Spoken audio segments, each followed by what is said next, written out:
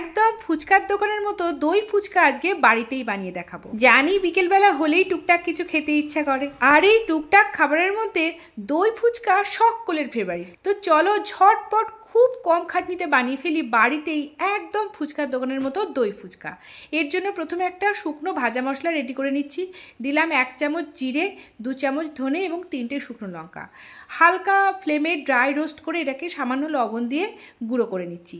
আর এই মশলাটা কিন্তু ঢেকে রাখতে হবে, না হলে ভাজা মশলার গন্ধটা নষ্ট হয়ে যেতে পারে। অন্যদিকে কিছুটা ছোলা এবং মটর আমি কিন্তু ভিজতে দিয়ে দিচ্ছি। 3-4 ঘন্টার জন্য ভিজলেই কিন্তু এটা রেডি হয়ে যাবে।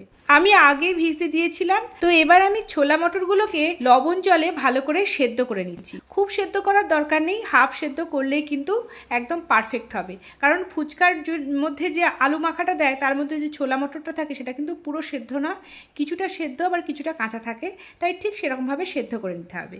আগে থেকে আমি 3টে আলু সেদ্ধ করে রেখেছিলাম। সেই সেদ্ধ আলু, কিছুটা বিট লবণ, এমনি লবণ, ভাজা মশলা, চাট মশলা এবং জল ঝরানো ছোলা মটর সব একসাথে ভালো করে মেখে দই ফুচকার যে আলু মাখাটা হয় সেটা আমি রেডি করে নিচ্ছি। আর এই আলু মাখাটা কিন্তু দারুণ টেস্ট হয়েছিল। এবার অন্যদিকে আমি ওপরে যে দইটা দেবো আর তেঁতুলের চাটনিটা দেবো সেটা রেডি করে নিচ্ছি। একটা জায়গার মধ্যে দিলাম তেঁতুল, নর্মাল জল এবং চিনি, অন্যটায় দিলাম সামান্য চিনি আর টক দই। এবার খুব ভালো করে দুটোকেই মিশিয়ে নিচ্ছি। ভালো করে মিশিয়ে চিনি গলে গেলেই কিন্তু আমাদের 2 রকম চাটনি একেবারে রেডি।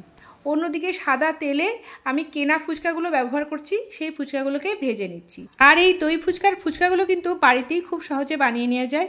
তোমরা যদি সেটা রেসিপি চাও আমাকে কমেন্টে জানিও, আমি একদিন সেই ফুচকাটা বানিয়ে তোমাদের সাথে রেসিপি শেয়ার করব। এবার ফুচকাগুলো ভেজে নেওয়ার পর আমি এগুলোকে তুলে নিচ্ছি। আমার সব কিছুই কিন্তু জোগাড় করা হয়ে গেছে, এবার কিন্তু সাজিয়ে দেওয়ার পালা।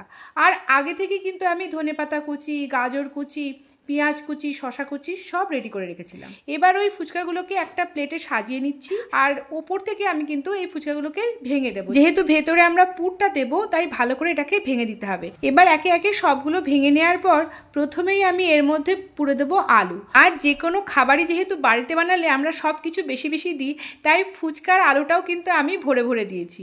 আর দোকানে থাকলে আমরা সবসময় দোকানের দাদার সাথে বা কাকার সাথে ঝগড়া করি যে আরেকটু আলু দাও, আরেকটু আলু দাও। তো বাড়িতে বানালে কিন্তু বেশি করে আলু দিয়েই তৈরি করে নেওয়া যায়।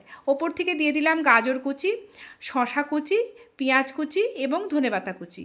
সবগুলো কিন্তু আমি একে একে দিয়ে দিচ্ছি। সব শেষে দিয়ে দিলাম লঙ্কা কুচি। এবার চিনি মেশানো ফেটিয়ে রাখা টক দইটা ওপর থেকে দিয়ে দিলাম। একটু বেশি করে দিচ্ছি যাতে খেতে ভালো লাগে। ভালো করে সব ফুচকার ওপর কিন্তু আমি দিয়ে দিচ্ছি। খেতে দুর্দান্ত হয়েছিল। তোমরা এই পদ্ধতিতে অবশ্যই একবার বাড়িতে বানিয়ে দেখো, খাটনি কিছুই নেই, কিন্তু সত্যি কথা বলছি পুরো বিকেলবেলাটা দারুণ জমে যাবে। দইটা দিয়ে দেওয়ার পর ওপর থেকে দিলাম তেঁতুলের চাটনিটা। তোমরা যদি চাও এটাকে, এই তেঁতুলের চাটনিটাকে সামান্য গুড় দিয়ে একটু ফুটিয়েও নিতে পারো, তাহলে চাটনিটা কিন্তু আরও গাঢ় হবে। তবে আমি দিইনি, এমনিই খেতে সুন্দর হয়েছিল।